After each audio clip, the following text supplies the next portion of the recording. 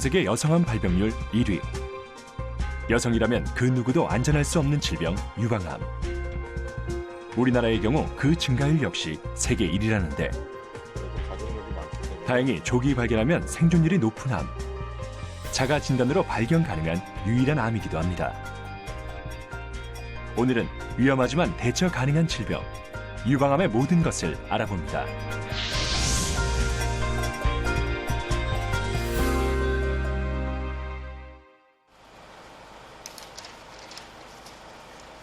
시작.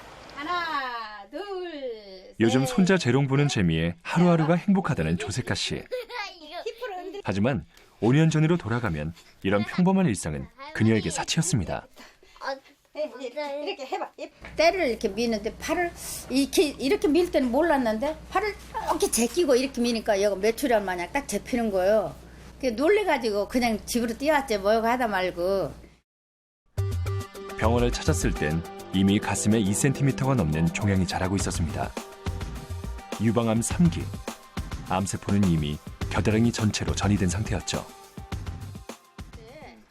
다행히 부분 절제술로 소중한 가슴을 지킬 수 있었던 조세카 씨.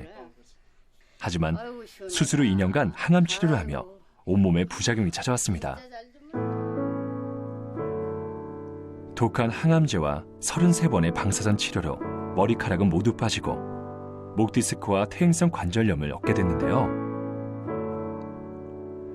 뭔가 보여줄 것이 있다는 조세카 씨. 힘들었던 그 시절을 기억하기 위해 그녀는 아직도 그때 빠진 머리카락을 보관하고 있습니다. 애기랑 딸이랑 거실에 있어. 나는 밖에는 못 나온 거야. 방에 혼자 있는 거 맨날. 왜냐면 100kg 다 떠고 면역이 떨어지니까. 혼자 있으니까 더 외롭죠. 막 붓지. 계속 울렁거리니까 도와줘. 하여튼 2년은 거의 울렁거. 지금도 약간씩 울렁거릴 때가 있어요. 선명한 상처처럼 지워지지 않는 고통. 대체 유방암은 왜 생기는 걸까요? 여성의 몸을 성장시키는 에스트로겐. 가슴 역시 이 호르몬에 의해 발달하게 됩니다. 하지만 초경이 빠르거나 폐경이 늦어 생리를 오래 한 경우, 또 출산 경험이 없거나 늦을 경우 이 호르몬에 오래 노출되며 유방세포들이 과다 증식해 암세포를 형성합니다. 이렇게 형성된 암세포들은 림프관이나 혈액을 타고 쉽게 다른 기관으로 전이되죠. 여성 호르몬인 에스트로겐이 발암 과정에 영향을 주는 유방암. 그렇다면 다른 복합적인 원인으론 어떤 것들이 있을까요? 에스트로겐 노출이 길수록 유방암 위험도가 높아지는 것은 잘 알려져 있고요. 그 외에도 비만도가 높은 경우는 폐경 후 유방암 위험도가 증가됩니다. 또한 과음이나 장기간 여성 호르몬 대처요법을 하는 경우에도 유방암 발생률이 높아지는 것으로 알려져 있고요. 다행히 높은 발생률에 비해 생존율 역시 비교적 높은 편에 속하는 유방암. 하지만 시간이 지날수록 그 확률은 현저히 떨어지게 됩니다. 그 암의 병기에 따라서 유방암 생존율은 현저하게 차이가 나는데요. 예를 들면 이제 상피내암인 연기암인 경우는 5년 생존율이 99%가 되고요. 이제 반면에 말기암인 사기인 경우는 5년 생존율이 44% 미만이거든요. 그래서 따라서 이제 언제 진단되느냐가 앞으로 치료 경과에 중요한 영향을 미치기 때문에 조기 진단이 상당히 중요하다고 볼 수 있겠습니다. 힘든 시기를 보내고 조금씩 일상을 되찾고 있는 조세카 씨. 적절한 운동은 유방암의 재발 위험을 낮추고 스스로 생길 수 있는 림프 부종을 방지합니다. 근데 이해가 있으면 사는 활력소가 생겨요. 힘들어 죽고 아픈데도 막 진짜 항암 이렇게 생겼었거든요. 근데 얘가 막 앞에서 재롱을 부리잖아요. 그러면 그게 싹 없어져. 또 육류와 술을 좋아하던 식습관도 버렸습니다. 유방암을 예방하는 효과적인 식습관은 채소와 과일을 적극적으로 섭취하는 것입니다. 이는 유방암의 재발률 역시 현저히 줄여줍니다. 항암 치료의 우울함을 극복하고 다시 사회로 나가기 위해 지난 3년간 끊임없이 무언가를 배우고 공부했던 조세카 씨. 이런 노력은 삶의 큰 활력이 됐고 다시 취업을 할 수 있다는 자신감도 키워줬습니다. 현재는 또 다른 도전을 시작했는데요. 복가프의 통증 증후군을 앓고 있는 아들을 위해 요양보호사 자격증 공부를 시작한 겁니다.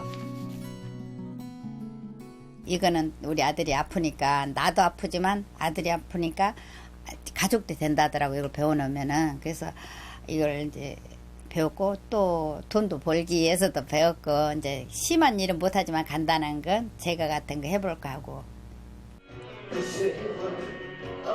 그녀는 이제 몇 달 후면 유방암 완치 판정을 받습니다. 암은 첫 진단 후 5년 안에 재발이나 전이가 없으면 완치가 됐다고 판정되는데요. 힘들었던 5년간의 시간, 그녀는 아쉬운 점이 하나 있습니다. 본인 자가진단도 중요하고 조기 검진하면 빨리 났을 수도 있고 완쾌될 수도 있고 저 같은 경우는 너무 키웠죠.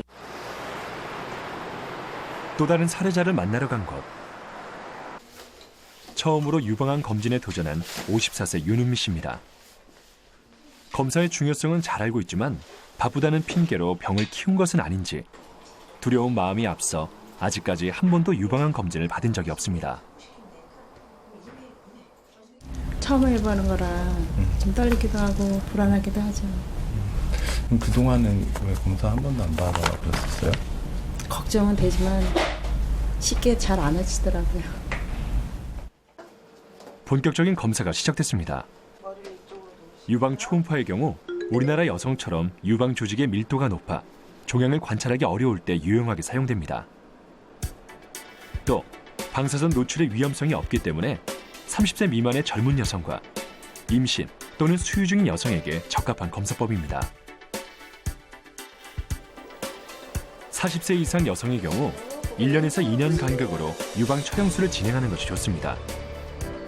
유방을 누른 뒤 촬영하기 때문에 내부가 잘 보여 작은 암도 진단할 수 있다는 장점이 있습니다. 30대부터 좀 가볍게요. 이제 생리 끝나고 나서요. 한 일주일 지난 다음에 이제 샤워 끝나고 이제 거울 앞에서 이제 유방을 봐요. 이제 자가 검진인데요. 좌우 대칭을 보고요. 이제 그 다음에 이제 동심원을 그리듯이 이제 쭉 둘러가면서 만져봐요.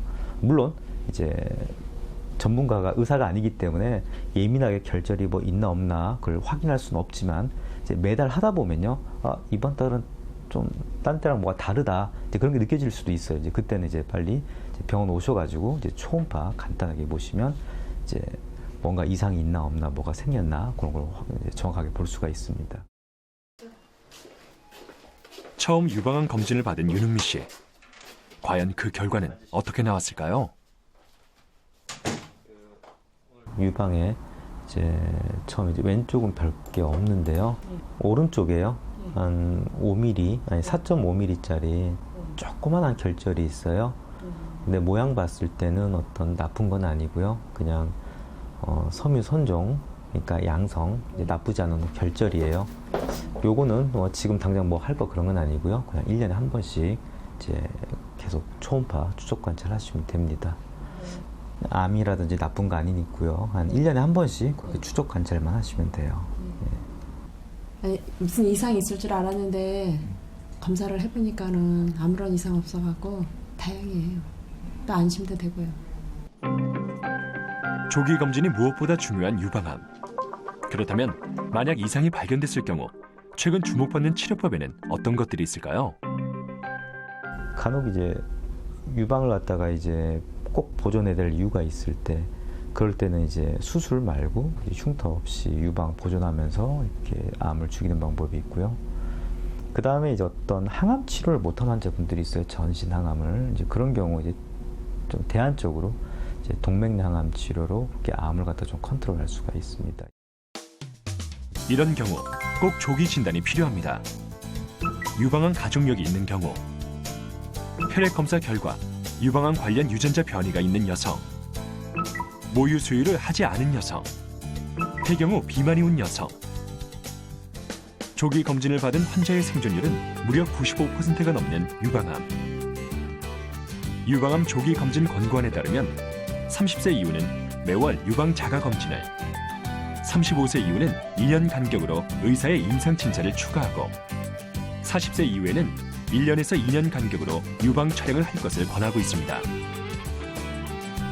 나의 소중한 가슴, 적절한 관심과 정기 검진만이 지킬 수 있습니다.